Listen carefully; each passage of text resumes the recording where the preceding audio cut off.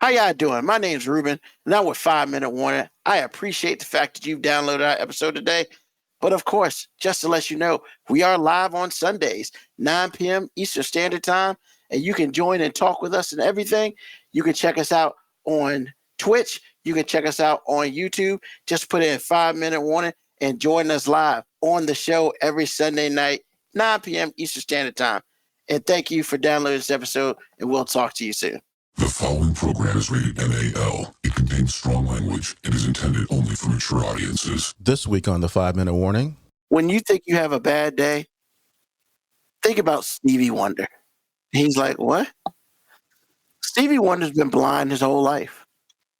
What does he jerk off to? And I leave that there. I mean, you can't braille a booty.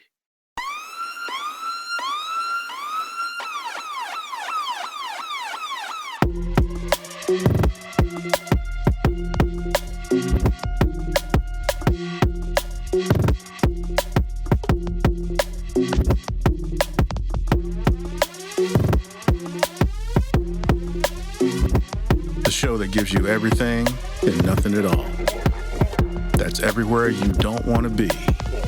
It's Ruben, Mo B, and on the ones and twos, AG.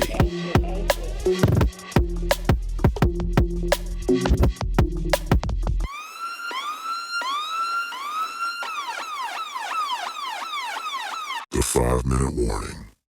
Welcome everyone to a brand new episode of 5 Minute Warning. As always, my name is Ruben. I'm here today with you. And of course, always with me is my cousin AG. What's happening, y'all? How you doing? Man, everything's great. But before we get into that, I'd like to once again thank JTD Creations. Check them out on Facebook. Look up J as in a T and a D. Creations on Facebook, LLC. You need a shirt, you need a hat, they got you. They got these nice shirts right here. And of course, they do anything from hoodies, sweatshirts, whatever. If it's a piece of clothing, they probably do it. Not sure about underwear, but I will ask them next time I talk to them. But hey, man, once again, it's another weekend, another show, another whole bunch of craziness in this world, man. But honestly, I have to say, AG, this might be the week that I didn't hear a lot from the White House. I mean, I didn't hear a ton. Maybe because it was Thanksgiving. He was on vacation, right? Was he? I mean, he went to Mar-a-Lago, played golf and whatnot. Oh, okay. Cool. Sorry, man. I just saw Washington throw an interception.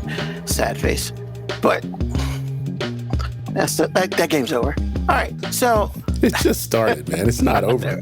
I know. But yeah, man, it was good that a whole bunch of shit didn't come from Washington this week. You know, people that went back to work. I think the most I've heard about some Washington stuff is like one of my friends worked for the government. He was considered essential. So he's like talking to me because he was pissed off that he pretty much, worked without getting paid. But then, then he got his money, then he shut up. So like, Well, I will say money is really important, Ruben. So, I mean, I can understand that being some sort of salve. yeah. He was like, man, I worked for 6 weeks free. I was like, didn't you get your back pay? Yeah, we got that the other day. I mean, you would get, all right, man. Just give him the thumbs up and keep it moving. Just keep moving. Moco Cowboy, we're apparently at war with Venezuela. Well, if we are at war with Venezuela, it's going to be short. That's what we said about Vietnam, sir. That's what we said about the Gulf. That's what we said about Afghanistan once we got involved. We don't need to be picking fights with people that didn't do anything to us. This is what we're trying to do. What we're trying to do, actually, is the way I feel about it. Because my wife, kind of put me on to some things. It's like, I feel like we're using this as an excuse to get oil for free and other resources for free. Of course. But here's the fun thing about all the other stuff, right? Don't we do a lot of that here? And we've been doing it so much. You're so cute, Ruben. I mean, imperialism doesn't. I understand. No, I'm using that to basically like I get it. Okay. Like, I'm so glad because I was like, I can't believe he's saying this right now. No, I get it. Okay. But the talking points, well, we've been pumping the most, oils since like, 2003 or whatever bullshit thing they use. And I'm thinking to myself, but hey, we still want to use coal and all the other shit that kills stuff. So like, whatever. Fuck solar. Why fuck with solar? It's only basically free, like, because I heard what you're saying, but you got to work hard at it. Right now, it's not efficient because we don't work hard at it. I mean, once again, I understand that. Like, I had a conversation with my boy Ron today, and we were talking about guns and shit, and I was like, and then we were talking about, and then Rana hear this or whatever, I don't really care, and we were talking about how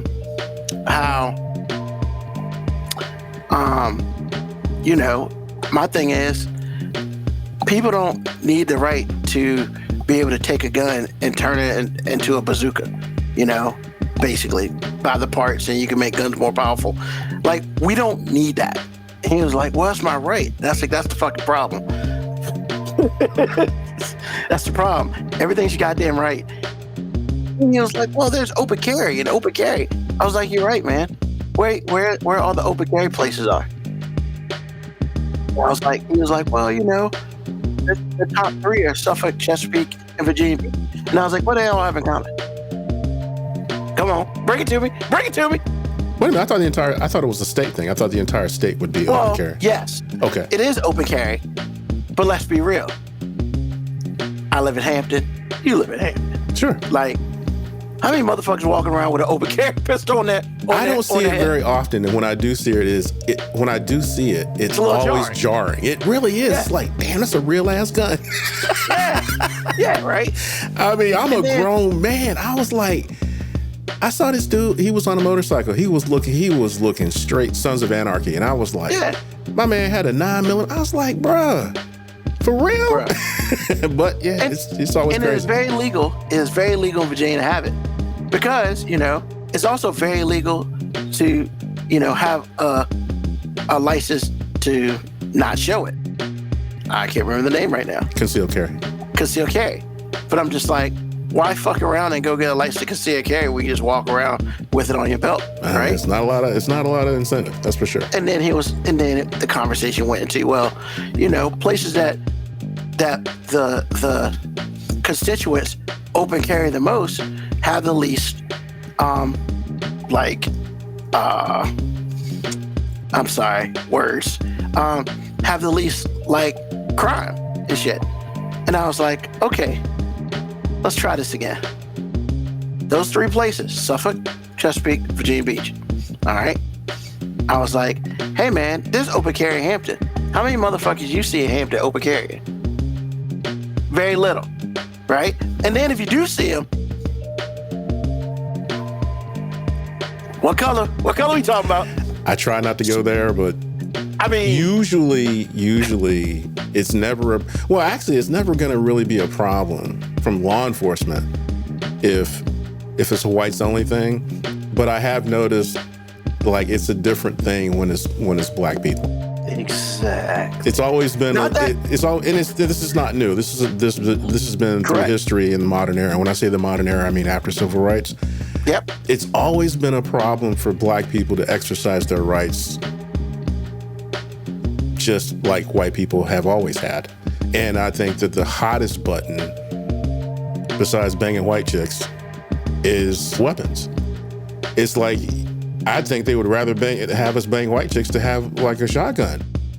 I don't understand that, but I mean, maybe. But I guess we're always dangerous. We're dangerous, and now that we have guns, we're even more dangerous. Hey man, we're dangerous in the streets and we're dangerous in the sheets, baby. That's how we get it done. That's what the rumor is. Yeah, but once again, it's like, hey man, like, we entrust 16-year-olds being behind the wheel of a car. And look, man, my belief is if you can't parallel park, you can't motherfucking drive. a lot of people can't drive in. I mean, exactly, right? You shouldn't be behind the wheel of a car if you get fucking parallel parked. And that's the problem. Like, we're willing to give all these motherfuckers guns and shit who can't, or like, you know, because I was like, look, man, hey, you know what? I even backed down. I was like, if 50% of the people in this country could be cool enough to handle, AKA, I'm gonna put me a gun together type deal, and everything be safe, I'm cool, man. But we know that ain't the number.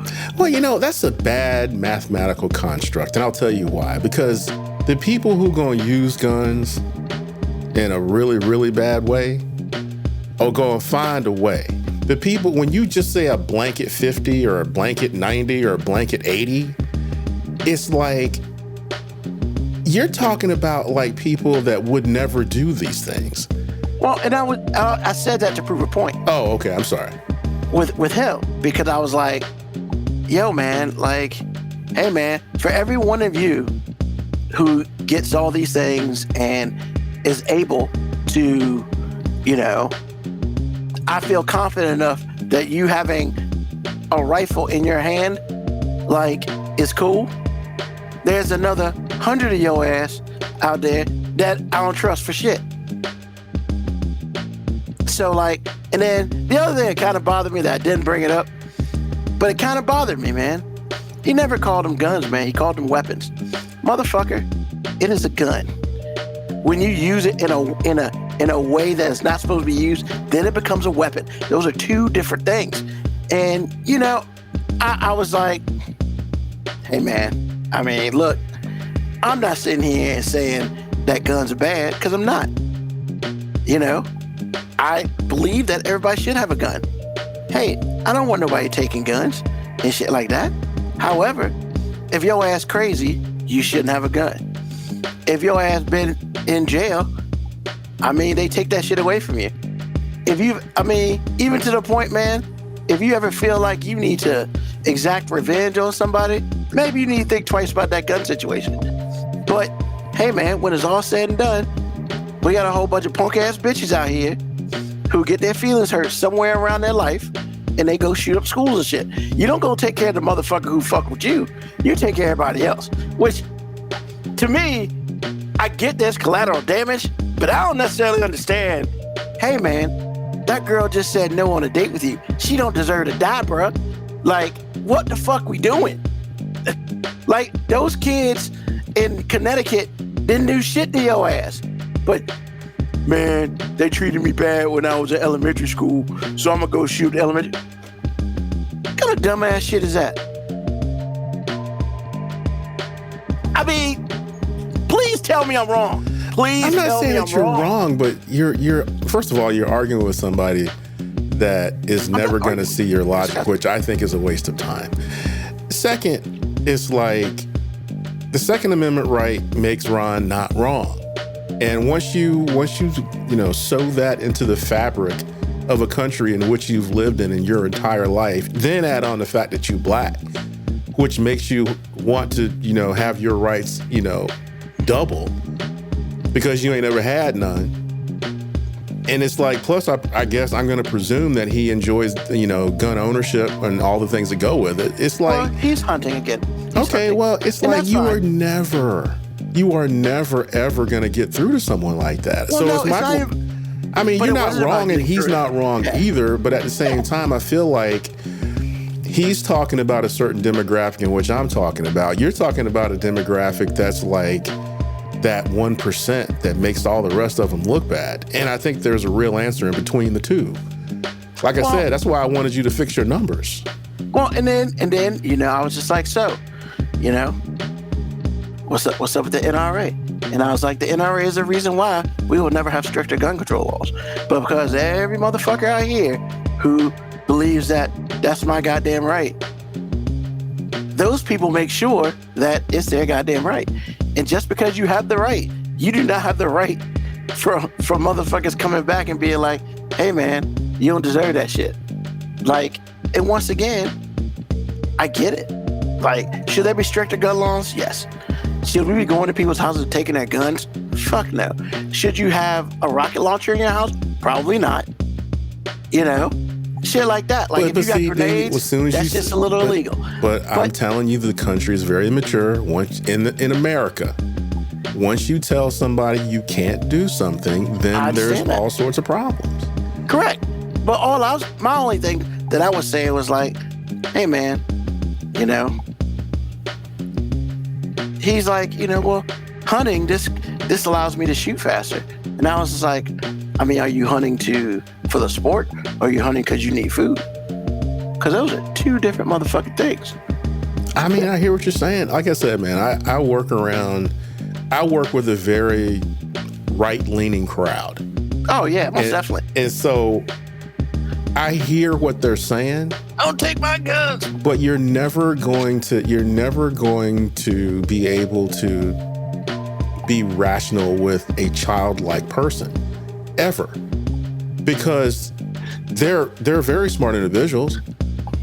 But when you mention certain triggers, they become 5-10 years old. It's just like, oh, yeah, you know, I'm going to take away your PlayStation because you did thus and so.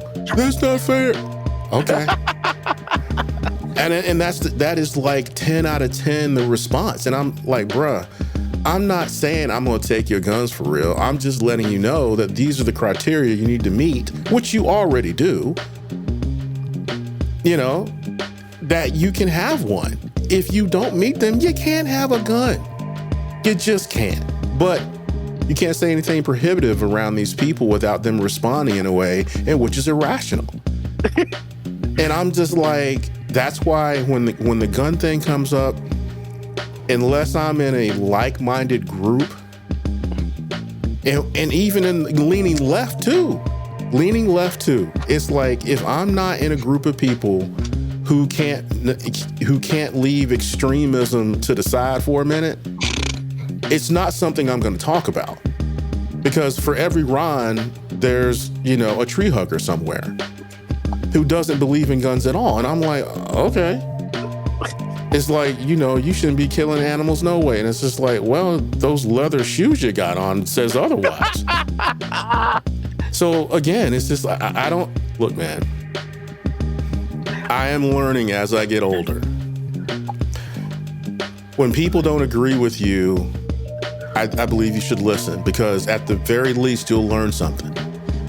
But there's a threshold for these types of things. And when somebody hits that threshold with me, it's like, we're never going to get along anyway. I'm never going to see you again. You don't pay my rent. You don't do anything for me. So why am I even talking to you? So it's like, whatever. And that's why I feel like, you know, the Rons and the tree huggers of the world, it's like, I can't talk to those people. Not at all. And that's okay. That's okay. Because like I said before, I don't mind guns. If I were a hunter, I would definitely be bow oriented, but I don't mind guns at all. But it's like, it just, when it becomes irrational, when I can't say like I said, I can't say anything prohibitive. It's like, if I can't say, hey man, if you have a psychiatric history, then no, you can't have a gun. Yeah. And it's like, all they heard was taking away my guns. They didn't hear anything else. They didn't hear I have a history of this behavior, or that behavior, or this behavior and that behavior, which would lead me to violent tendencies. They didn't hear that part. They heard the part where it says, you can't have no guns. I said, bro, I'm not talking about everybody. Lord Jesus. I'm not, man. I'm just not. I'm not saying we got to be England either, where you're not allowed to have a gun, period. There are no questions. There are just no questions. It's like, if you have a gun, you already going to jail. You going to jail already. I'm like, bro, keep your guns. The Second Amendment right is the only amendment. It's the only part of the Bill of Rights, because it's not an amendment. It was always there. The only part of the Bill of Rights that I promise you 100% is never going anywhere. You know, taking people's right, hell no. Taking people's right to vote, or taking people's right to live and exist. Those rights and the amendments have a good chance of going away. But having a gun in this country, that's never going away. Why are you even shouting at me right now? So I'm like, bruh, really? But yes, really. That's why I don't waste my time with people like Ron or the tree huggers that wear leather shoes. I don't waste my time with these people, man. So that's all I'm saying. Because in the middle of all of this is a correct answer, but you're asking human beings to have discipline. Exactly. You're asking human beings to be altruistic and think about something and someone and some other group of people other than themselves. That doesn't usually go well, especially in this country where we've taken the Constitution and made it something that's turned into something that's like, I guess narcissism is the word, where it's just like, you know, God-given. No, God never did any of these things, but that's what we're saying. So, I don't know, man. It is what it is. Yeah. So, a couple comments up here. Yeah, I saw that. Mocha Cowboy hit you with the "Thanks for exercising your right to bear arms, Moby," with your sleeveless shirt on. Also, shout out to Brent. You know, common sense gun control is a scary thing for some politicians. Yeah, the best way to get gun control is for black and brown folks to buy more guns. I mean, sure. You know, so I'm not gonna lie, man. Part of me, because I have so much of a different thought about the whole gun situation. I've had this conversation many of times with my older brother, you know, who we know is an avid gun person and stuff like that. And so, like,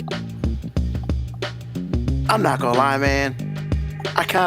There's a part of me that likes trolling people with guns and stuff, who like guns and want to talk about rights and shit, because I'm just kind of like, I mean, I understand that. And I'm not saying it's not your right to have it. I'm just saying, as people, we probably fucking shouldn't have it. We shouldn't have a gun that allows you to shoot more than the gun was built to shoot. Like, what are we doing? And just stuff like that, but man. But then you go back into telling me I can't do something, man. Exactly. Hey, man, I understand. I want my slaves. You can't tell me I can't have slaves. I miss the time so we could hang black people from trees and not go to jail.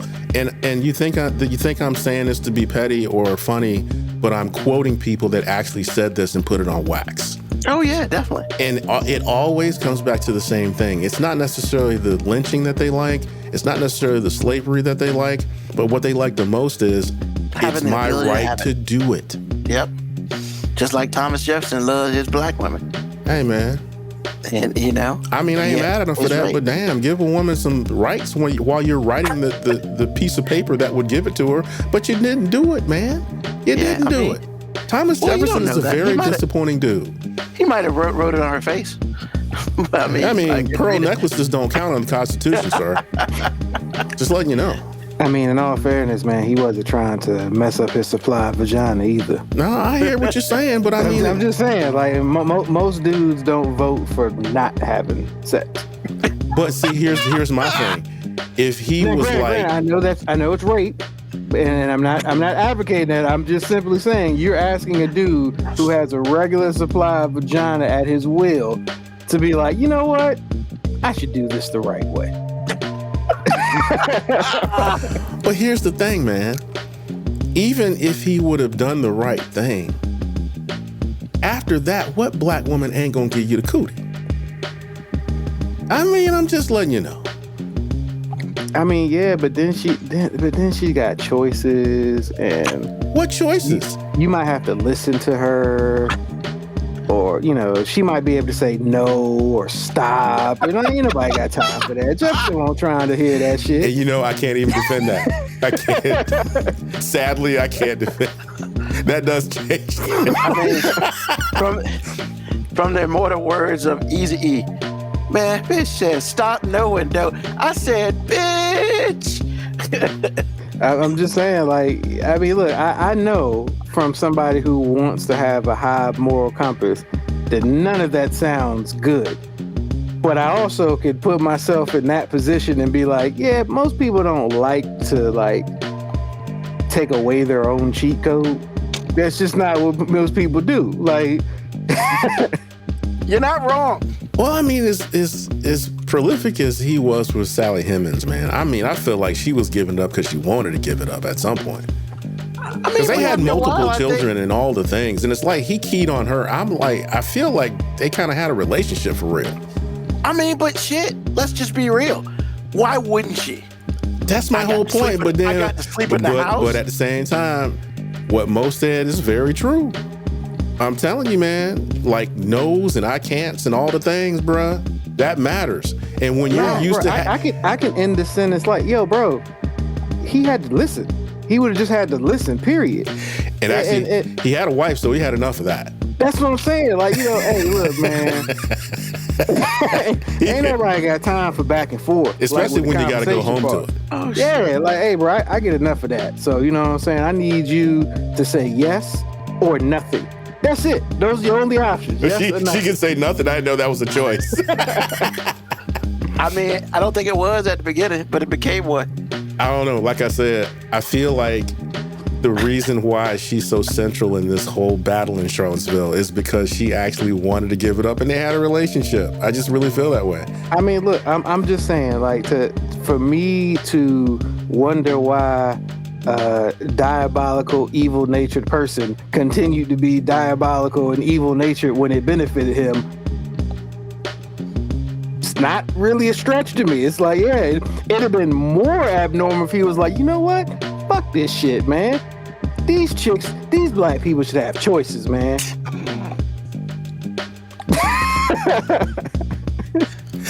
I can always count on you, sir. Because that's hilarious. But it's true. It's true, because if I'm being honest, if I thought about it and I was a white slave owner, or if I was a slave owner in a situation where reversed, either way, and I could just, and my wife couldn't do nothing, because again, you have to understand that wives had no rights at all. I could tip. I didn't even have to tip. I said, hey, I'm gonna go get this and whatever. And what are you gonna do about it? The only thing you could do was to be cruel to the slaves because they out there getting your man dick. That's the only thing you could do. And so honestly, you couldn't do anything. So I'm telling my wife, like, I'm gonna go out to the back and I'll be back tomorrow or sometime. I mean, think about it in the context of like, yo, just times changes things. Like the way we were parented was different than the way our parents were parented. And just think about how many times you've been around some kids and you wanted to just slap the shit out of them and say, shut the F up. But you can't do that no more. But you have thought it. So as a white slave owner, like, you was like, man, it was so much easier when I could just hit this motherfucker and tell him to do what I said. Doesn't make you a good person, but like, it makes you honest. I mean, it solves your problem. Okay, now tell me what you said. So, I mean, at the end of the day, man, like, I am not surprised by any historical reference of white people being just fucking awful to people of color, because it was like, hey, you could do it. Yeah. Okay, my wife just told me this. I'm going to repeat this. Sally Hemings' mother was Thomas Jefferson's wife's half-sister because her dad was a hoe too. See, and we doing too much of the hoe facts right now. Like, I'm just saying, like, hey, but you are a hoe. Yeah, but sometimes information is just, I don't even, does it matter? How did that benefit? Does it matter that I mention it, or does it matter that I don't mention it? Still exists. He a hoe. Hey, look, man. Researching historical hoe references is like just, I can't. I'm not able to keep up. Like it's like saying I really don't know if slavery really happened back then. Look, all the thing I'm saying is, everybody was a hoe. They have choices. The apple does not fall far from the tree, and the tree is being a white male back in the day. Yeah. I mean, that's you out there tipping, you out there creeping, you out there hoeing. Either way, I'm just. But is it really hoeing when you don't have choices? What do you mean when you don't have choices? I'm talking about the men. I'm not talking about the women. You got a choice to keep your dick in your pants. But why do that when you don't have to? That make you a hoe. I mean, you can do what you want to do. Does it really? Yes. Actually, it makes you a philanderer also. You're out there cheating on your wife. You're cheating on your wife. It makes you a man of power. I don't care what it is. You're still cheating on your wife. I better say, y'all kind of saying the same thing. Yeah. So, we're arguing over semantics here. Like we are. So what did you say? I mean, because clearly marriage didn't mean shit back in the day. Because dudes were still fucking other chicks. Okay, so apparently Jefferson wasn't a hoe. His wife died young, and that's when he started in with Sally. But his wife's father did the same thing. But he was a hoe. What? I mean, none of this really matters because the construct is in place. Yeah, and the only thing I'm saying is, if you out there tipping, either way, if you married, you're just a philanderer. If you're not married, you straight hoeing. Either way. But like Mo said, it's like when you have the power to do certain things, you're not gonna give up the cheat code because you have an endless supply of cootie at your disposal. I don't know a whole lot of men that aren't at least gonna think about it. I mean, that power is the root of almost every negative thing that men do. Power and ego. And that's like you were having that discussion with yourself about the gun stuff with Ron, Ruben, and I never have that discussion with Ron because I realized that the gun is a symbol of power for him. It has not like he does like hunting. You know what I'm saying? He loves hunting, but when he's talking about his guns, he ain't ever really talking about it in the context of hunting unless he's talking about a particular event he's doing. But he loves to talk about going to the shooting range, shooting. That is power. And look, I've known that man for a long time. What I will never get in the way of is that man's blackness and that man's power. Those are two things that you cannot compete with. His blackness and his power. And sometimes that's the same thing. A lot of times it correlates. I don't know if it's the same thing, but a lot of time it does correlate. But hey, look, man, we can agree to disagree on. Look, me and Ron, I've got 30 years of history with Ron, and we agree to disagree all the time. That's actually what makes our dynamic so great because we actually agree on more than we disagree with, but we don't focus on that disagree stuff because we just like, hey, I realize I ain't gonna change you, you ain't gonna change me. Let's just move on. Yep. Let's just move on. Yep. So I think I need to be fair. So I'm not gonna lie. Like we start having the conversation on text, and then he calls me, and then we started talking, and it just got to a point where I just felt like trolling. No, what made you troll?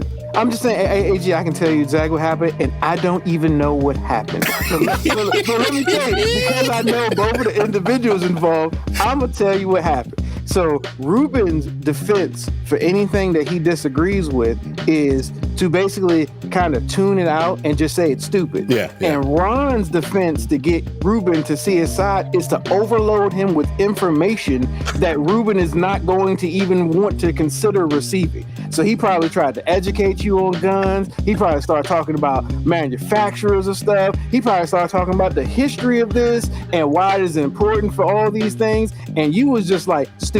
That's all you kept hearing was, it's stupid. It's stupid. And he's going to keep trying to educate you, and you're going to keep choosing ignorance.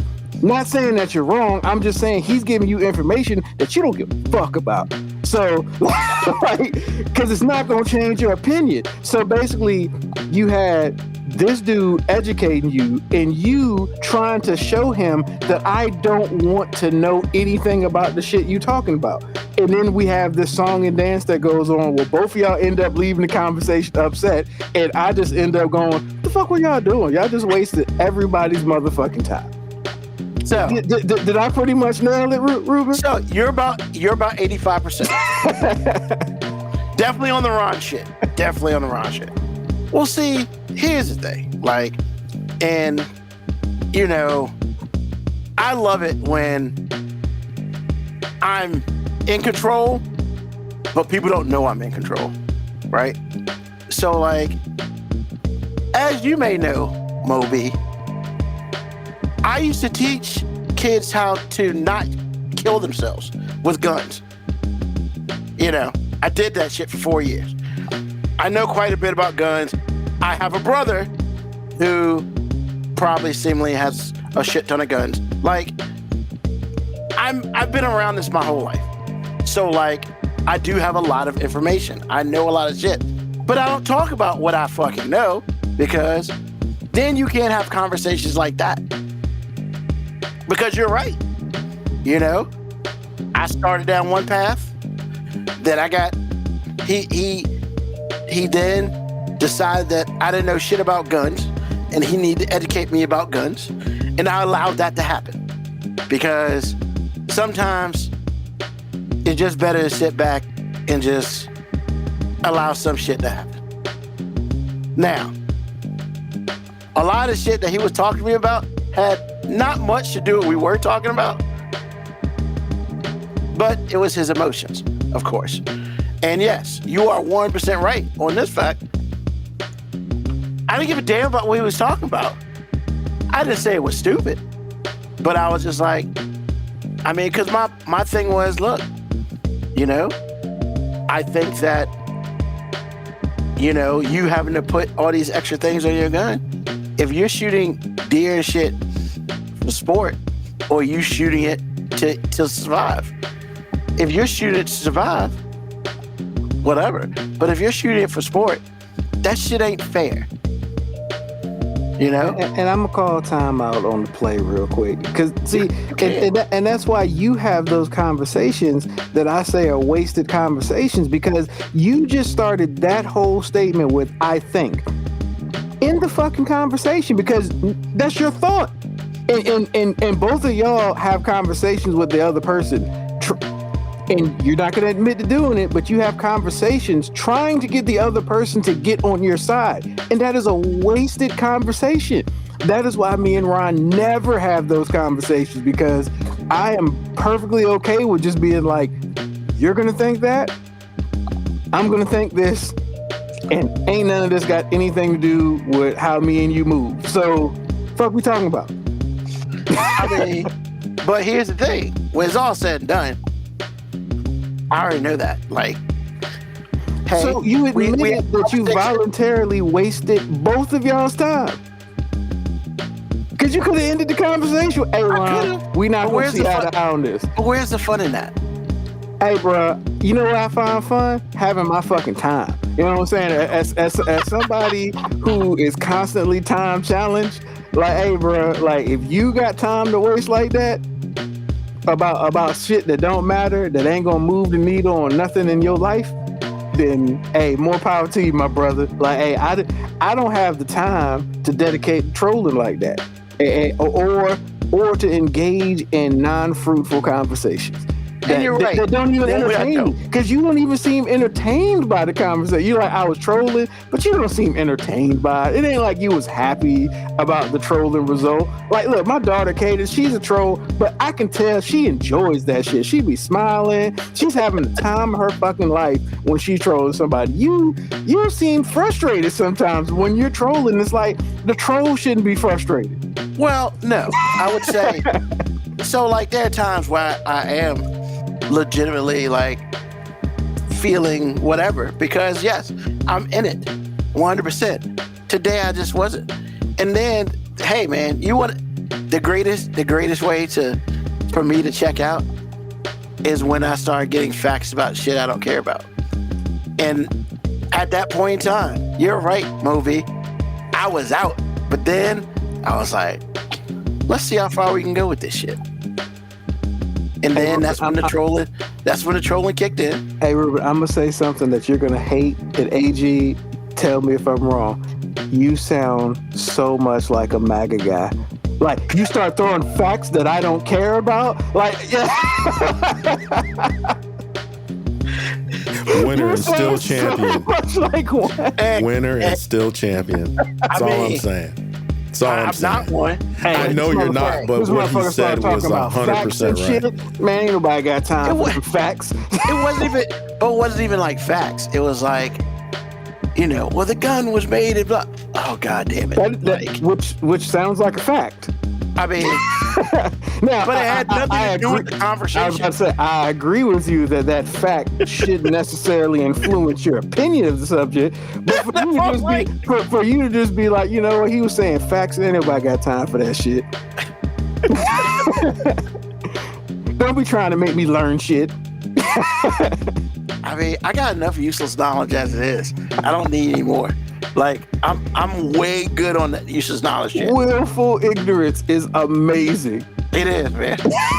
I advise you to get some of that sometime. Not all the time. No, just every once in a bro. while. I won't even say that as an insult. Like, ignorance is bliss about a lot of things. Now, being ignorant about everything is stupid, but sometimes, man, choosing to be ignorant about something is, hey, that is a blessing. Like, look, every married guy who has a wife that likes to give them more information about a story than they actually care to know, we would always choose ignorance. Like, bro, like, just don't tell us nothing. We good. I told you that bitch was crazy. Like, yo, bro, give me hard line facts about what happened. I don't need the background. I don't need the setting. I don't need character development in the story.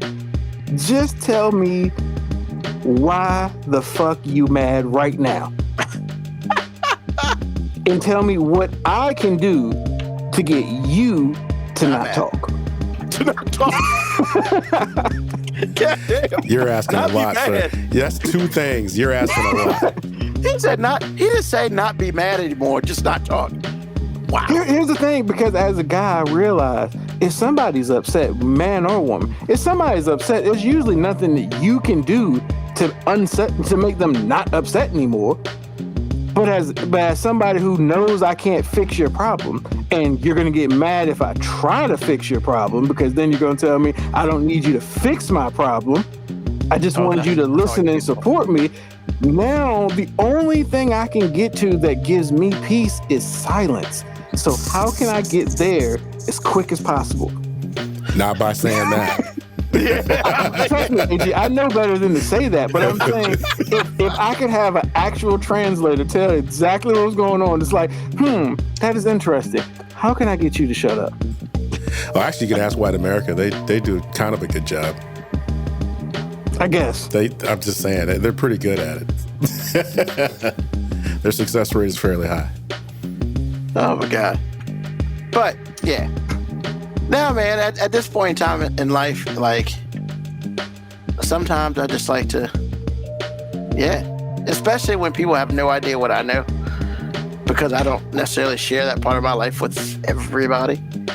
I was kind of like, hey, I was like, you know who my brother is, right? What makes you think I don't know anything from him? Like, look, man, he does what most guys in their masculine energy do, which is he tried to combat your feelings with logic, facts, and solid information.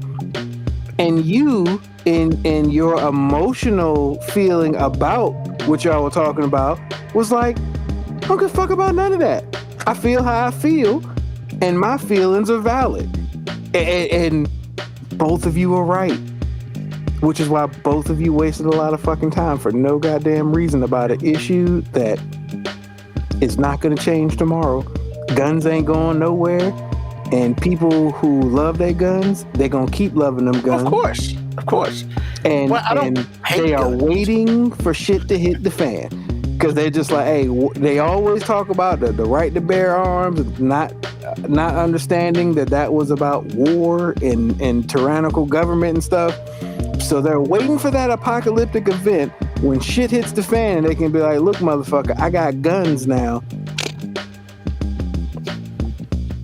I mean, I'm just saying, like, every gun collector is secretly waiting for that moment when all chaos takes place and they got guns. And they waiting for motherfuckers like you, the niggas without guns. Like, oh, you want some shit now because you ain't got a gun. And I got all the guns. Unfortunately, they don't realize that so many motherfuckers have guns that even when shit hits the fan, like people having guns is just like people. It's like having a cell phone now. Like people just got them. And the worst part about the gun shit is like you never know who got them. You never know who got them or where they at. Like the people who show their guns and talk about their guns, those ain't even the motherfuckers I'm worried about. I'm worried about the motherfuckers that I don't know that got a whole fucking locker somewhere in their house with guns that they don't never talk about. They got all different types of ammo and shit. That's the motherfucker I'm worried about. Ron, I ain't worried about Ron. Ron gonna hunt some shit and he gonna say, get off my property. I can deal with that dude. The motherfucking assassin that's got some John Wick shit in his garage that don't never talk about that shit, that's the person that I'm worried about. I mean, because it was hilarious, man. Because, like, you know, even me and my brother had that conversation. And I looked at him and I was like, look, man, I need to ask you this because I need to see where you're at. And he's like, what? And I was like, hey, man, just because I don't go hunting, just because I don't feel like I need to shoot a gun every 5 seconds, do you just think I have no idea what I'm doing if I get any type of piece of armament in my hand? And he looks at me and he stopped. He stopped for a second. And he was like, well, I think you do. And I was like, okay. I just need to, I mean, because I was just like, I mean, you've known me for my whole life. And you act like I ain't never touched a rifle in my life. I've never shot it ever. Just because I don't going around shooting squirrels and all this other shit, that does not mean I am inefficient with a gun, a bow and arrow, a spear, wherever the fuck it is we need.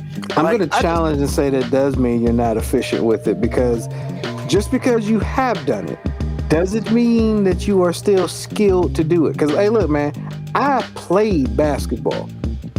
Don't mean if you put me on the court right now and tell me go do some shit that it's going to look the same. Like, I might be able to figure it out. I got the baseline. My mind knows what I'm supposed to do, but there's something about practicing something that does, you know, keep your skill up.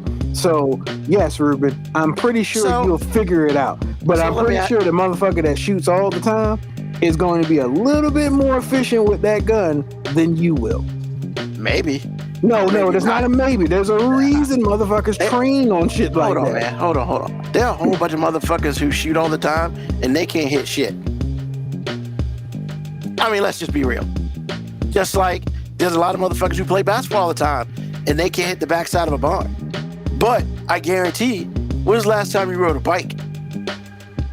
If there's a bike and you need to ride that bitch, you own that motherfucker, right? And I'm going to tell you that I'm not going to be as talented at it as my teenage daughters who do it all the time. That's exactly what I'm saying. That was the whole point. I wasn't saying you weren't going to be able to do it. I'm simply stating you will not be as efficient as somebody who routinely does it. That's the law. That's just fucking common sense. I mean, okay. And your ego with this is fucking mind-boggling. So you mean to think that you are going to be just as skilled as somebody who fucking like does Navy SEAL training with the gun all the time? I don't remember ever saying that though. That's exactly what I just said. I didn't say you would be inequipped to do it. I didn't say you would be incapable of doing it. I said you wouldn't be as efficient as somebody who does it all the time. I don't understand why your ego won't allow you to just be like, yeah, you're right. I'll still figure it out. Cool. I'll go with you and you'll figure it out, but you ain't going to be as good at it as somebody who does it all the time. I don't remember answering that statement though. I never said I would be or wouldn't be. I'm glad it's on. I mean, AG, you're here. Did I say yes, I would be? AG, did I say yes, I would be? Ruben, what he's trying to tell you is you won't admit to the fact that you would be at the very least really, really rusty.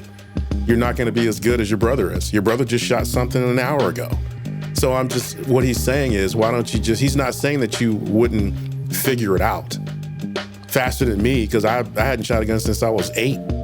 But I didn't say anything. Wait a minute. But what he is saying is, you won't admit to the fact that you wouldn't be very good in a gunfight. You get yourself killed because you would react too slowly. That's what he's saying. And in fact, I know for a fact you don't, because the last time y'all went around about this or went around about anything, that's exactly what you do. You won't say, yeah, you're right. You're not good at that. So yes, that's what's going on. Re-listen to this afterwards and be like, damn, he did kind of say that, and I just kind of blew past it because I was still trying to talk about how I could be able to do it. And I never stated you wouldn't be able to do it. I just said you wouldn't be as efficient or proficient as somebody who does it all the time. That's it. I wasn't saying you were inequipped. Just you ain't the person I'm going to in an apocalypse. You know what I'm saying? I'm gonna go find Ron. Like, I'm gonna go find your brother. You know what I'm saying? Like, but you, nah, man, you'll figure it out. But yeah, you ain't the person I'm gonna go to. Like, you the person that's changed your oil before, but you ain't a mechanic. You know what I'm saying? Like, if my car's messing up, I ain't coming to you. Mo, I gotta ask you though. Why are you engaging when you just explained why not to engage? Because this triggered me. Good answer, sir. Because you are certainly triggered. Because I'm sitting there going, why is he doing something he said not to do? Like, he triggered himself. That's what I'm trying. I'm like, you triggered yourself. I didn't do anything. I just sat here. I made a statement, and you were just like, yeah, you're not that innocent, sir. That's not exactly what happened. I never said I was. Hold on. I never said I was innocent. Okay. You said you kind of did, though. You made a lot of disingenuous statements, but that's cool. Which you made a lot of disingenuous statements. What? What did I say? But you know what, Ruben, in your defense, you're consistent as fuck about that. So once again, just like I stated the other week, I'm the problem because you've been consistent in this, and I had the same consistent response to it. So I'm the problem, not you. Okay. I'm lost over here, and I'll just stay lost. It's fine. It's fine. Both of y'all, look, man. Look, can we move on to what we actually need to be talking about? Because nothing good is going to come of this. See? Look at Moco Cowboy. That's what I'm saying. Thank you, Moco Cowboy. That's exactly what I said. But that's literally what I said. That's not. Okay. Can we move on to something else?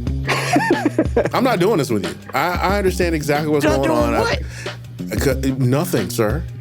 Nothing. Okay. I mean, because you're right. Hey, yes, dear. I have learned my lesson. Yes, dear. We're supposed to be talking about eras of music. That's what we're doing. It's gonna be awesome when y'all listen back to this. Y'all be like, Ruben didn't do anything this time.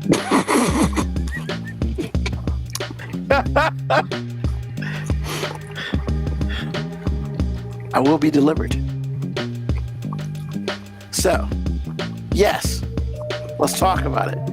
The question this week was very simple. All right? Because we used to talk about music. We haven't talked about music in a while. Now, we do talk about music that we like. But I think deep down, there's different music that we really, really like that we talk about, but we don't really talk about. So, the question this week was, what decade of music do you like the most? And why? So, AG. You know, it was a hard question. But then I was like, I'm not going to spend any time thinking about it for real. I'm just going to answer the question.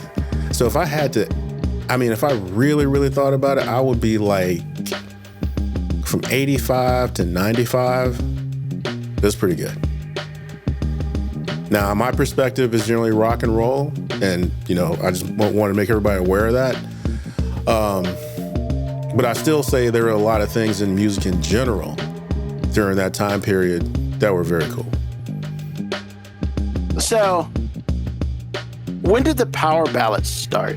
Or That was you're back in not the a power mid-80s. ballad fan? Like, is that middle 80s, or I thought it was the beginning of the 80s? Well, I mean, it's not consider real. power ballads like the 80s. But see, that's where I yeah. started to simplify the question, because power ballads were always around.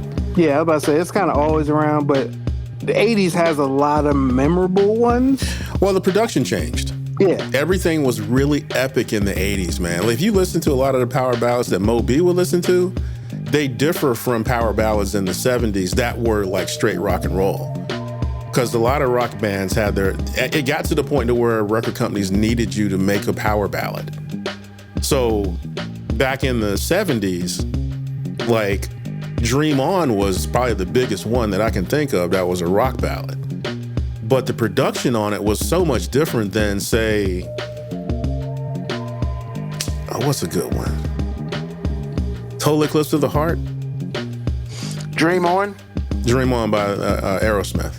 Thank you. They're vastly different in production.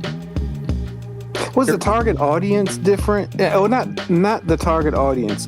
What the audience was doing while listening to the music. Because I feel like what happened in the 80s, and it's probably just because my own view, is like, I feel like every 80s ballad was like made to drive in your T-top down the coastline blasting. Where I felt like the 70s, when they had their ballads, it was like a festival type thing. So it wanted to have a sound of being at a festival. Where the 60s was like kind of a run-on with the 70s, but I feel like where they thought their target audience would be listening to the music changed. Because the power ballads in the 80s, if you listen to it in your car, them power ballads in the 80s slap in a sound system. Like they slap in a sound system. Yeah, I mean, I agree. And I feel like there's two things. I agree with what you're saying, but they would have, if treated differently, they would have almost slapped that hard. But certain things from an equipment and technology standpoint had changed in those 15 years, those 20 years, that you can't get the Aerosmith Dream On sound that, you just can't get that sound. And at that point in the 70s, they couldn't get the sound that you're talking about. That's the first thing. The second thing is, from a rock and roll standpoint, it's like they discovered that this wasn't all 18 to 35-year-old males listening to this.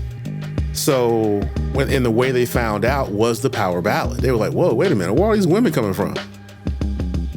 And then they figured out what you said. What did you just say? In your car, T-tops down or T-tops off, cruising. Every montage, every action movie montage. But the thing you forgot to say was with your girl. Oh yeah. And that's where you're thinking about your girl. Well, still, you got to have the girl in it. And that was the thing that they didn't realize. And it's like, we need to kind of exploit this audience that we never exploited before.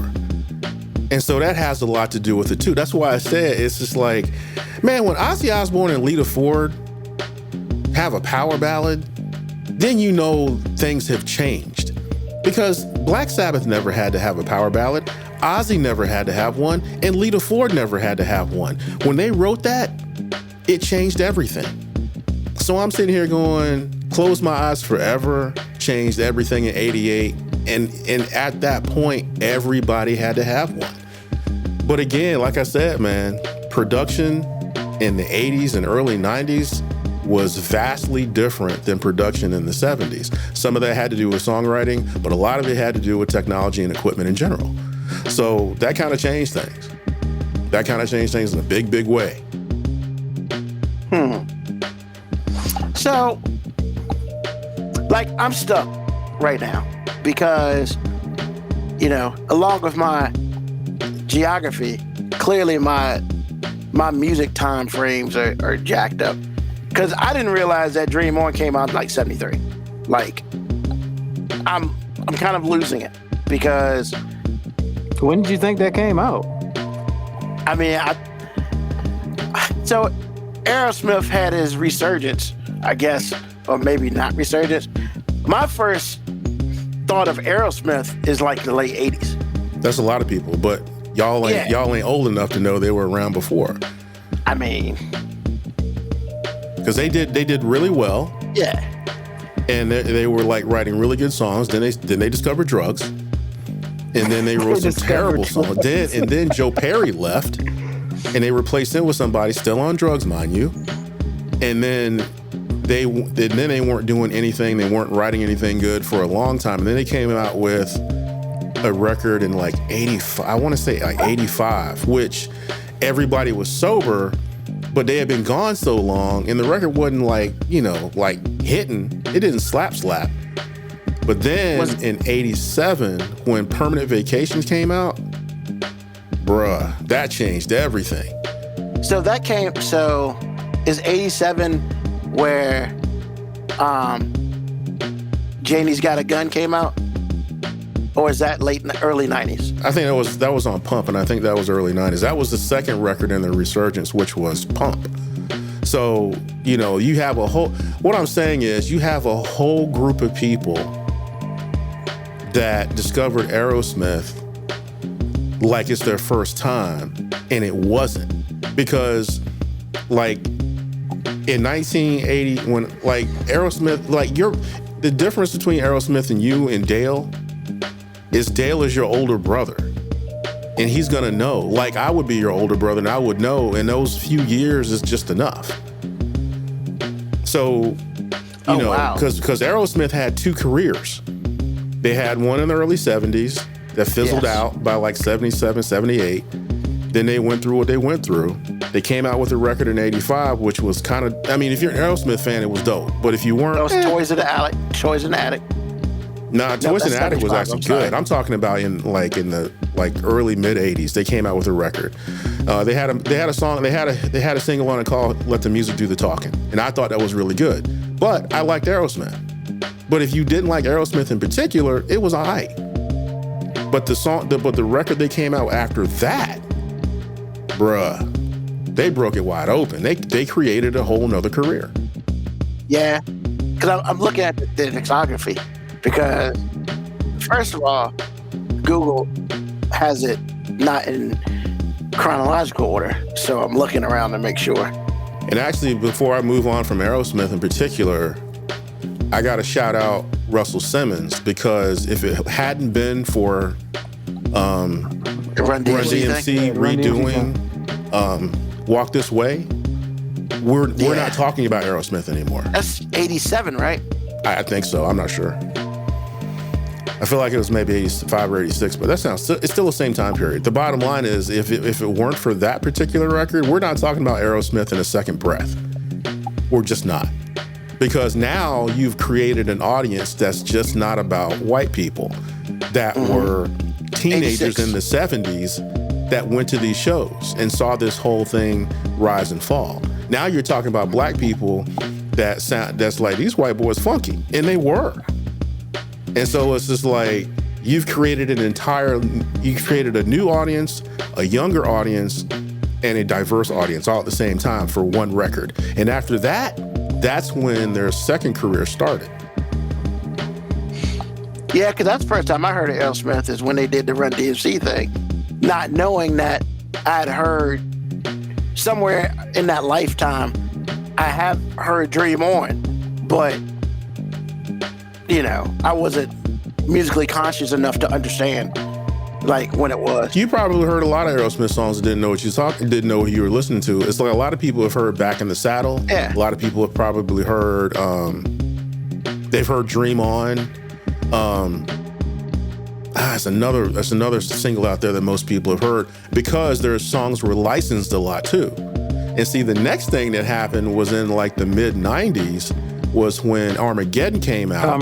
Came out, yep. And then you have a whole nother audience, Mo B's age, that's hearing this Aerosmith, and then they going backwards to figure out who they are. Because that single they had. That was me. I was definitely going backwards then. Because I think that single, they might have had another record or two to come out, but they started getting older. They weren't writing any new songs because that single in Armageddon changed everything for them yet again. Because they still license that song. That song is everywhere, even now. So it's that's one of the biggest soundtrack songs I could think of. Like I'm sure there are other songs that are just as big soundtrack songs, but like that's definitely up there. If there's a top 25 list of most like recognizable soundtrack songs, it's got to be up there. Right. I mean, between that and the movie itself actually being fucking decent. Well, they drove each Back other. then. They drove Yeah. each other. Because And I mean, remember you had I a was. lot of stars in that movie. They did.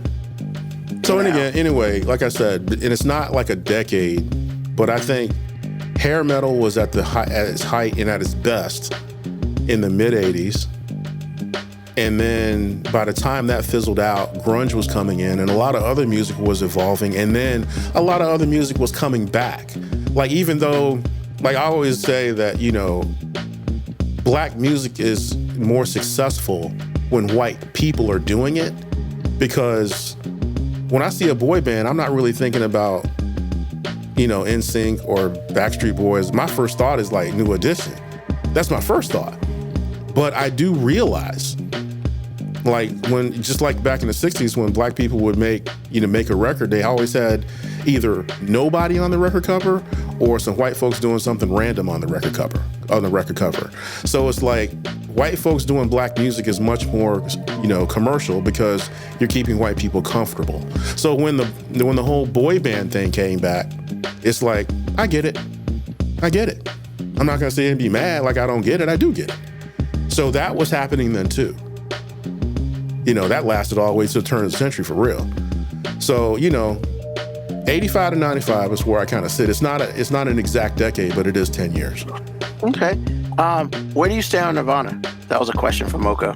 That was a big change. Nirvana was except for Alice in Chains, that was the thing, because the Alice in Chains came out on the tail end of hair metal. And they had long hair and they kind of had that vibe, even though they weren't part of that. But when Nirvana hit, there were people like, you know, like 2 years before or a year before or 6 months beforehand, signed $1 million deals. When that record dropped, all that shit dried up. If you used hairspray every day, you weren't getting a record deal. If you came in looking like you shopped at Goodwill, we'll sign you to a $10 million deal today. Yeah. And as far as I'm concerned, that was earned, because in the Nirvana and everything that came out of Seattle and everything that came out of the world after the fact for about 3 years was legit. It was legit. It was for real. The same thing hair metal used to be at its height in 85. You know, I mean, I'm not even trying to front. They were writing better songs. They used different tones. They used different equipment because they were using equipment they could afford, and they weren't changing it when they got a big deal. They just brought in that crappy crap that they had, and they wrote great songs. Period. And then again, like cycles do, they got to the point they weren't real anymore, and that went away and changed into something else.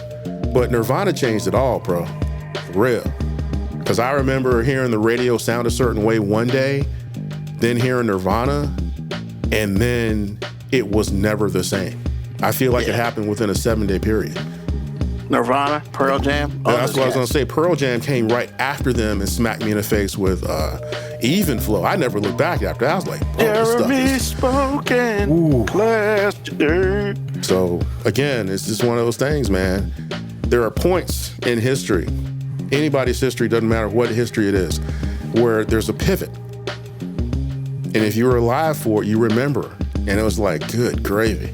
But yeah, Nirvana was huge as far as changing things. Yeah.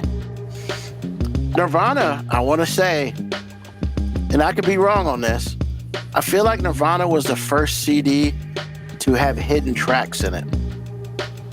When you say hidden tracks, what does that mean? So like tracks that weren't listed on the where you list the tracks, the names of the tracks. Nirvana had 2 tracks that if you just let the CD play for like another 20 minutes in silence, 2 other tracks came up on it. Oh, I never knew that. Okay. I think they were the first ones to do that. It was crazy.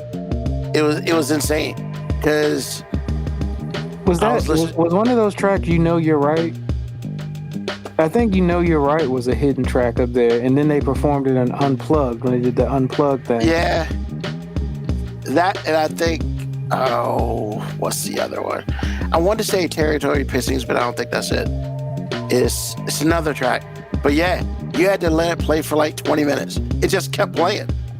Like, it didn't stop. The CD didn't stop. It was like, the fuck? And I remember hanging out with a friend, and we were listening to it, and we just went on about our business. Like, oh, okay, whatever. And next thing you know, goddamn more music started playing. It was like, what the fuck? Like, because literally it was like 20 minutes long. It was crazy, you know? So yeah, they had, as far as I know, they're the first. This is a really important video to have hidden tracks on it. Now, there might have been somebody that I didn't know that had it, but as far as what I know, yes, they were the first. Which even made that shit even more dope, because it almost felt like they gave you 2 extra songs for the price of what you paid for that CD. You know. The other thing too is Dave Matthews. That changed a lot. Dave Matthews. That Dave Matthews band, they changed a lot. They changed a lot of things.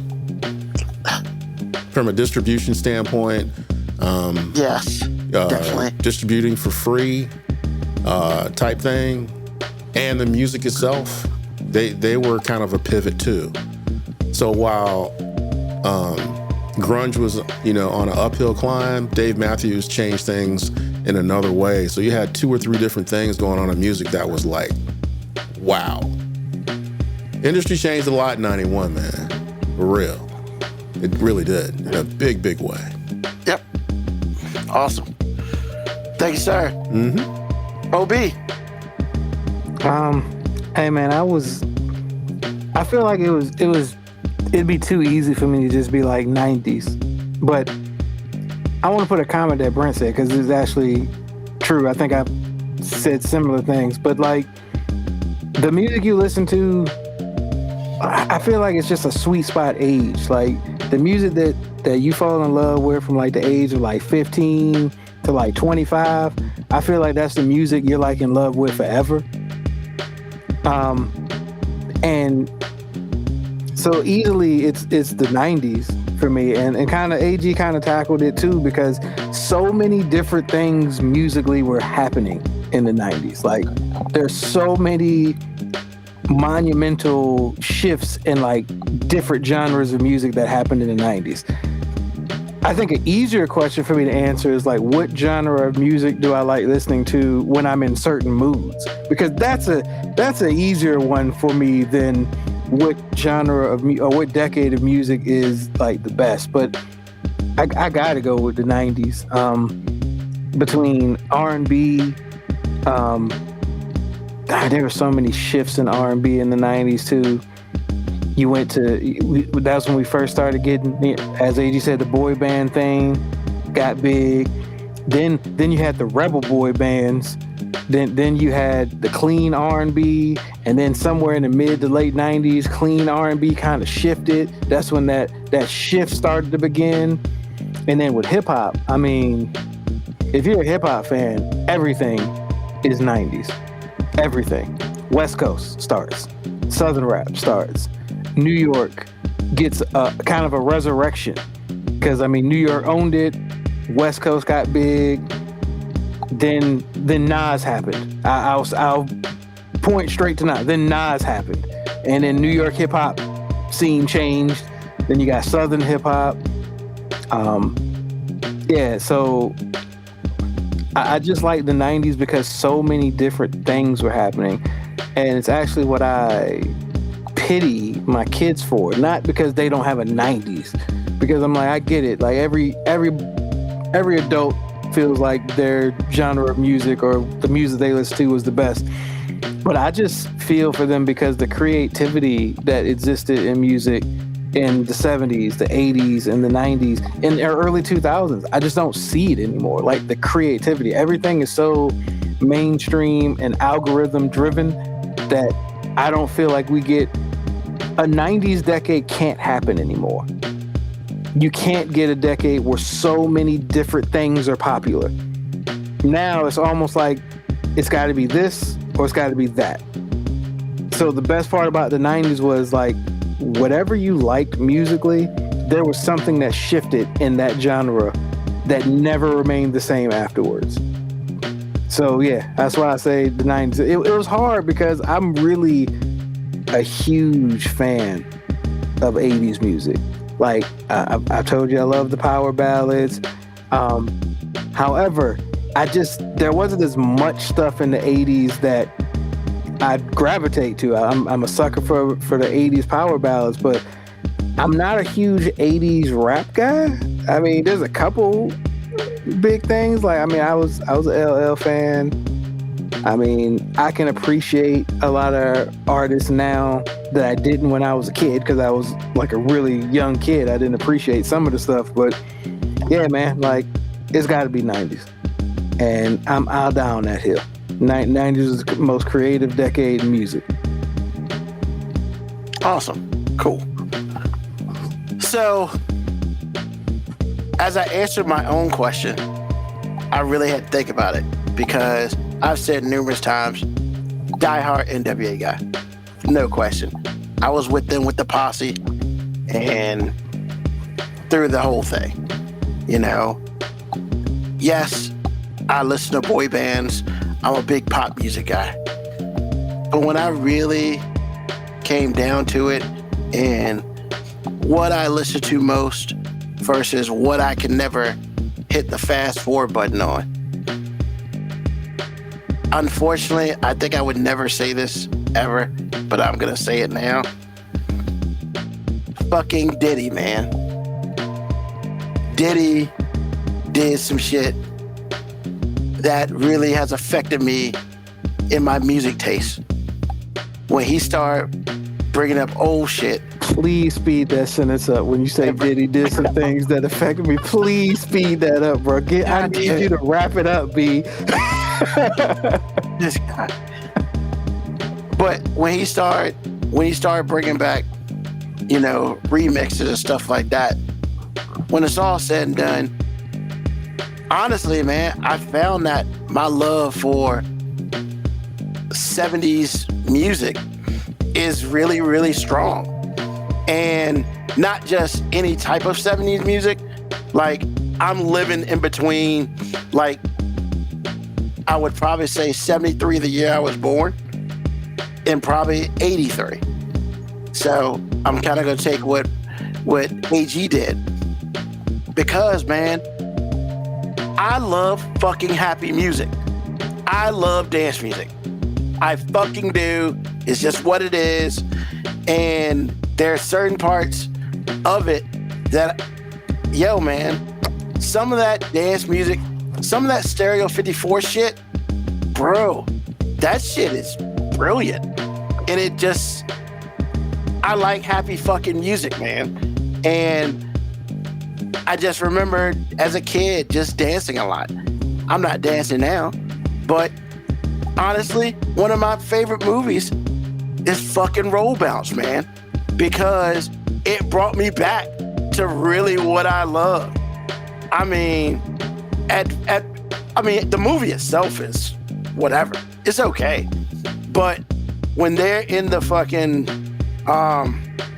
roller skating ring, dancing to all those songs, man, that shit is what, like, really gets me happy. Like, you know, the whole freak with the freak out, you know, the whole thing. And like, you know, even to, you know, he's the greatest dancer, like all that shit. I love that shit.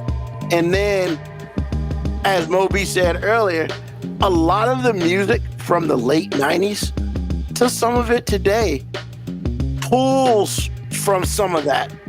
And then, of course, 90s was all about pulling from that. 90s was all about, because that's when the sample was life.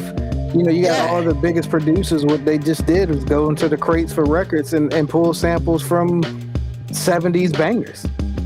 I mean, and we talk about Earth, Wind, and Fire, probably one of the greatest groups ever. Period. I'm not saying they're number one because everybody's got their own list, but as far as a group that made great fucking music, Earth, Wind & Fire, if they're not in your top 5, I don't know what the fuck we're doing. I just don't. You know, like we're at the birthday party 2 weeks ago, man, and KC and the Sunshine Band. That's the way I like it. That was our music that told us to get up and go get food. So each table had like a song, and when they played that song, that means you get to go food, which is actually fucking brilliant to tell people to go eat. I thought that was very brilliant. But like, Mom was like, "What's that?" And I was like, "Are you kidding me, Mom?" Like, I almost cursed. I was like, "This is when you know what? I know the song." I was like, "I know the song." And so when it came on, all right, we gotta go eat. And I was the youngest person at my table. And I'm thinking to myself, y'all don't know this song? Y'all crazy. Y'all fake. But, you know, it's just stuff like that, man. That's when music was just so fucking happy. And all people wanted to do was dance, have a good fucking time. And, yo, not saying that there's not music out there that's not like that now, but that's where the shit truly came from, man. You know? I didn't used to like the Studio 54 shit. Then I started looking at it, and I was like, you know, this music's kind of eclectic, and I'm kind of feeling it, you know? Even fucking Dancing Queen by ABBA. I mean, God Bless America. It's slow as shit, but it makes you feel good. So, you know, yeah. You know, that's as far as where I currently live now. I think for me, that's where my heart is in that year range. Your heart from 73 to 83? Yeah. Because, man, to me, that's some of the, regardless of any time, man, if I'm listening to my shit and that shit pops up, I turn it up and I sit back and I'm driving and I'm fucking singing and all this shit, you know? And it's just, regardless of how I feel, that shit makes me feel good. And so I like a whole bunch of shit. I'm very eclectic in what I like and all that stuff.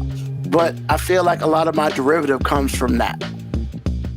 Because when it's all said and done, I just want to be a happy motherfucker. And I appreciate being happy. You know? Yes, I love Nirvana. I think Nirvana is great.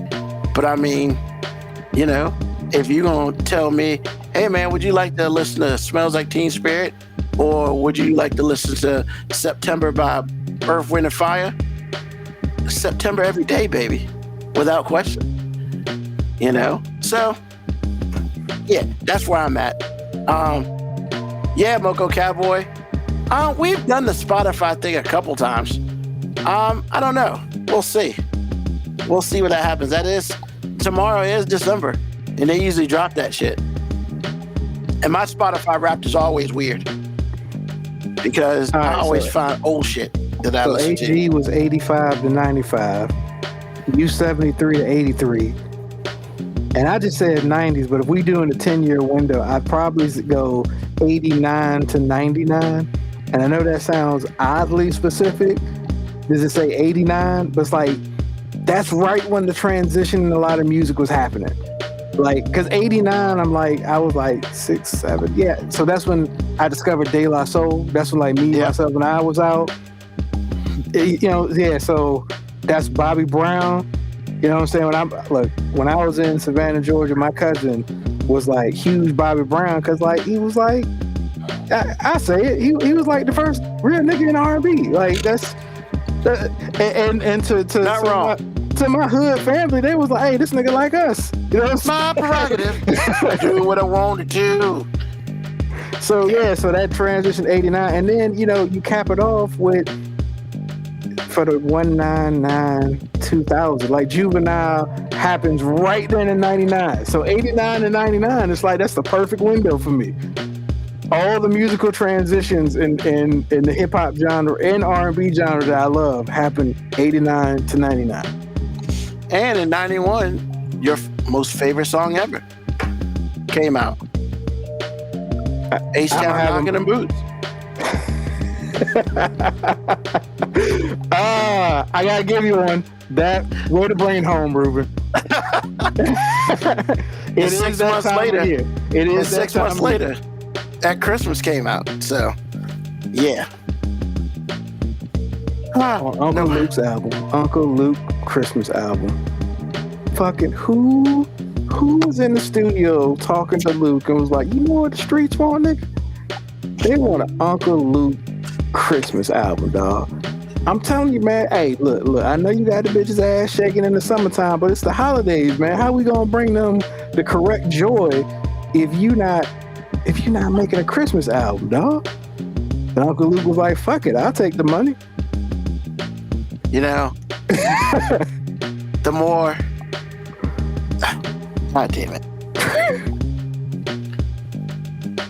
And then how lazy was that to just, hey, this song was a hit for us, so we gonna do the same exact song for your Christmas album, but we just gonna say at Christmas in the hook. They did change like 3 verses. They changed the hook. They did change the verse. But the shit was still fucking terrible. But how lazy was that? It was like, hey man, we got a hit, bro. We don't fuck with what works. You know what I'm saying? Hey, this shit worked. Body rocking, knocking them boots. At Christmas. It was like they was the algorithm before the algorithm was a thing. They was just like, hey, look, nigga, this shit worked. So why are we gonna try to reinvent it? Like we gonna do this shit again at Christmas. Think about it this way: they were Mariah Carey before Mariah Carey came out all out. But see, at least she made a Christmas song. They was just like, Uncle Luke was like, I need a Christmas song. They was like, hey, we ain't got one of them, but we got this song that was a banger. And he was like, well, shit, nigga, you better say some Christmas shit in there. All right. we can do that. Wow, the laziest remanufactured Christmas song ever. Hey, G, what's on your mind, man? I'm so sorry. Man, this big, beautiful bill has already struck me. I was minding my own business. I got a letter from my insurance, and I'm really bad at reading mail, I really am. But my wife is not. She reads all the mail.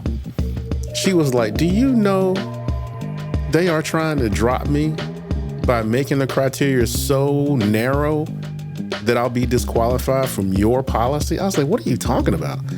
Man, she broke it all the way down. I was like, they out here trying to kill people. Only thing I'm saying is, number one, read your mail. Don't be me. Number two, your insurance some kind of way, and this is talking to people that thought they were immune like I did because you have a company policy. This is going to affect you.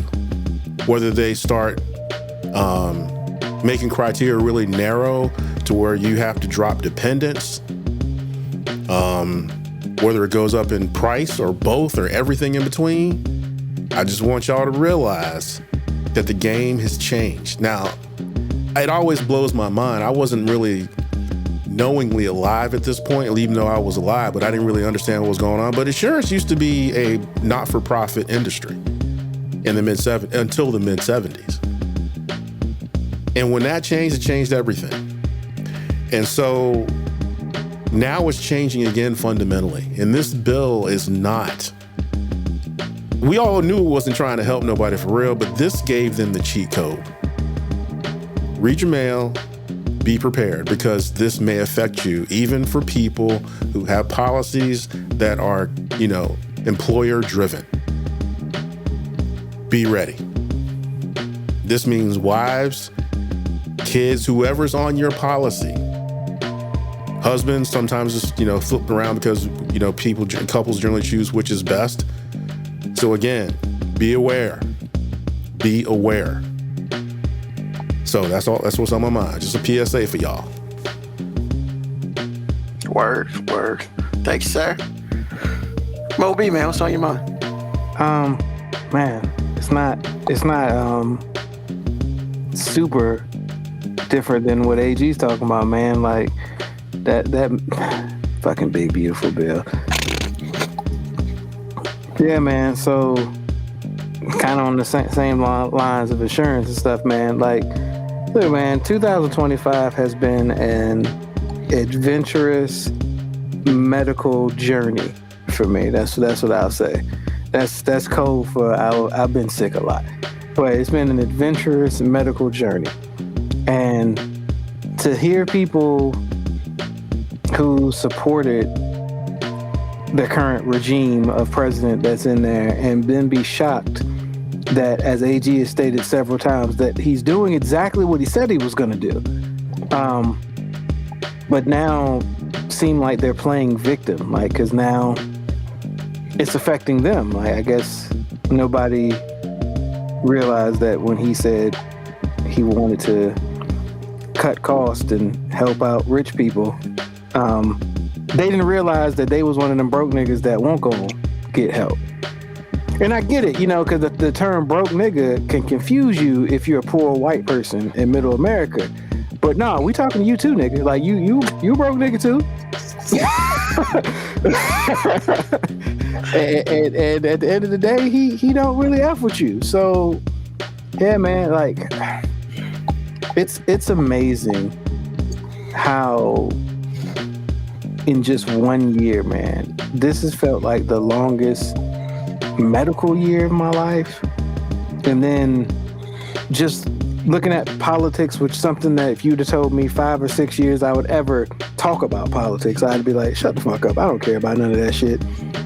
But politics has changed so much, and just the landscape of acceptable behavior has changed so much. Like, I never thought I'd be like, man, I miss it when these rich white people lied to me more.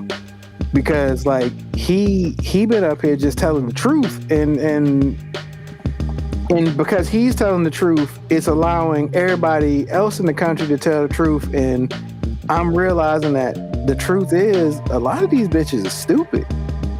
And I don't mean like the people in politics are stupid, because some of them are, but no, I mean, like, most people really aren't equipped to vote because we don't really know what's going on. And I say that as somebody who, I would put myself in that category as well, because we are so dependent on media and other people telling us what's happening in politics, and so little of our information comes from our own actual knowledge of what's going on, that it's almost making me wonder, why did it take so long for somebody to realize, if I can just fucking create the media narrative, then I can control everybody. I get it, the Constitution was supposed to be designed so that wouldn't happen, but I mean, hey, the Constitution apparently is subjective now that the orange person is president. So yeah, man, like, it's just been really frustrating to think about my year, because it's getting towards the end of the year where I don't do the New Year resolution thing, but I always do the whole, let's process how this year went. What am I trying to move forward towards next year? And all I did this year was feel more frustrated about life than I've ever been, for a lot of reasons that have nothing to do with me. It's the first year of my life where I feel like I've stressed out about things that truly I have nothing to do with. I've always tried to not waste so much stress energy on things that I truly can't control. But in 2025, it's kind of hard to do that now when you're constantly being thrown all these scary outcomes that are inevitable. And I hate saying inevitable and make it sound like I'm being super negative, but yeah, man, shit's getting worse. And I'm not saying it's going to be worse forever, but I don't see the light at the end of the tunnel this year like I have in many years past. So what's on my mind is, man, I got to regroup in these last couple of weeks in 2025, so I can keep my pessimism in 2025, and I can adopt some of the naive, hopeful ignorance that my counterpart Ruben loves to exude. I need that shit, bro. I need it. And honestly, Ruben, it sounds like I just threw you like a diss. But nah, man, one of your greatest qualities, man, is like, bro, you are always hopeful, even when you're talking about shit that you don't like. You just have a hopeful outlook on things, man. And I be low-key jealous when you have so much hope for things and you're such a glass half full type person. I'd be like, hey man, it's a lot of water missing from that glass, because that's just how I think. It's like, it's a lot of water missing, and you like, no, it's half full. I'm like, no, nigga, it's a lot of water ain't there no more. Like, so yeah, man, I'm hoping some of your positive energy can rub off on me in 2026, because I don't need no more negative shit, because I've had my fair share of negative in 2025. But bright side of 2025, I have really, really embraced letting motherfuckers help me. And I'm lucky to have a significant other that really, really goes out of her way to try to help me, even though I go out of my way to always act like I don't need help. So yeah, man. So that's my positive thing. But yeah, what's on my mind is, man, I'm trying to get some more hope for 2026. I need some of that Barack Obama energy for 2026.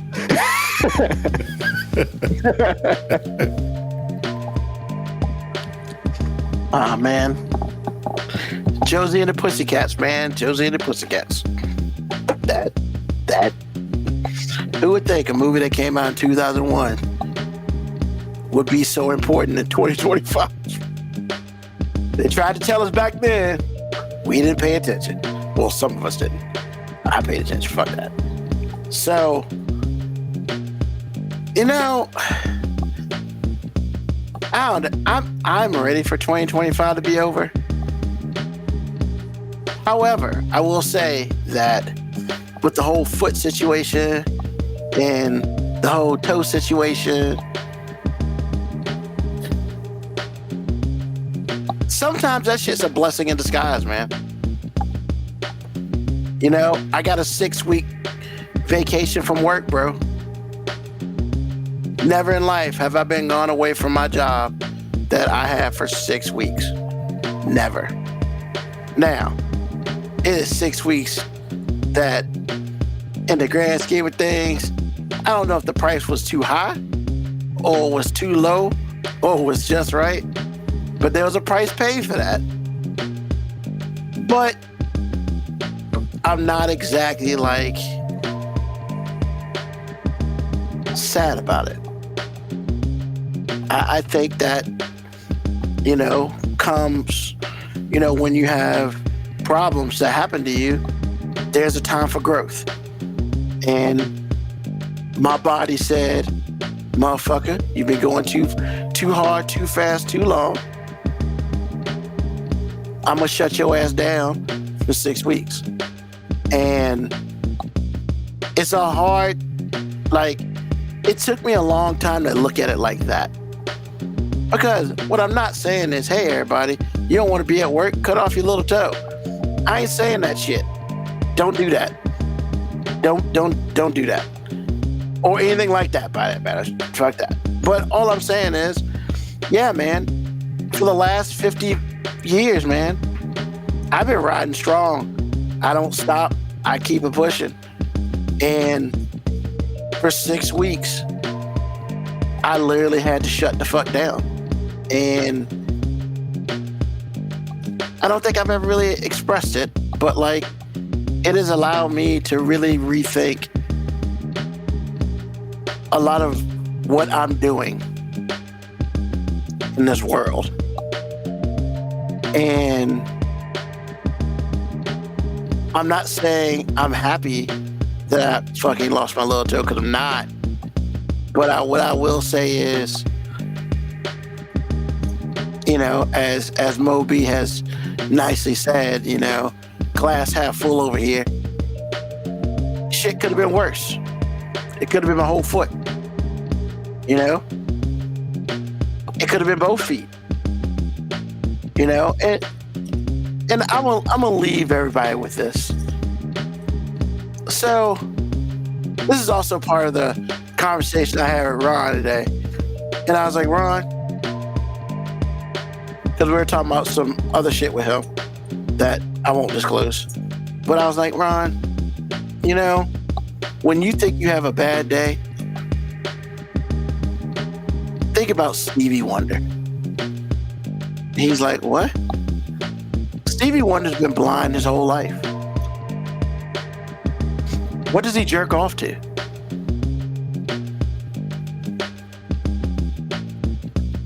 And I leave that there. I mean, you can't braille a booty. I mean, I'm just saying, like, as bad as I got it, I know if I can't see tomorrow, I at least know in here what I like looks like. And so, hey man, you could think that's fucked up. You can think what you want. But you know I'm not wrong. And with that being said, I'd like to thank everybody for listening to the show today. Whether you listen to us live or you listen to us on the podcast version. We appreciate you. Also like to thank JTD Creations. Please check them out. JTD Creations LLC on Facebook. They make these nice little shirts. They make hats. I mean, whatever you need done, they can get it done. And it's really, really inexpensive. We're going to do this every Sunday. We do this every Sunday. 9 p.m. until we get up out of this motherfucker. So we appreciate you sharing your time with us. And I'd like to thank Moby and AG for sharing the time as well. Tell a friend, tell an enemy, just tell somebody about us. Hey man, we like to drop little nuggets, whether it be knocking in boots at Christmas, or whether it be, what does Stevie Wonder think about when he jerks? It's a very good question. Maybe one day. I ain't never gonna answer to that. I'm not even gonna lie. So like, hey man, it is what it is. But we're gonna do this next Sunday night, 9 p.m. Eastern Standard Time. And as we always do it, hey, we love y'all, and we'll see y'all next week. Peace, love, hair grease, soul, and deuces.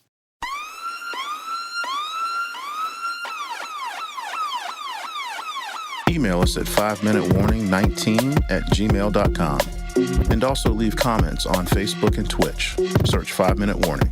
Contact us on Twitter at AG_FMW Podcast, at Nugman25, at FMW 2019. Contact us on Instagram, Moby 5 Minute Warning, AG_5 Minute Warning, Nugman25. You can listen to the podcast at Apple Podcast, Spotify, or wherever you get your podcast. Thank you for listening. This has been another episode of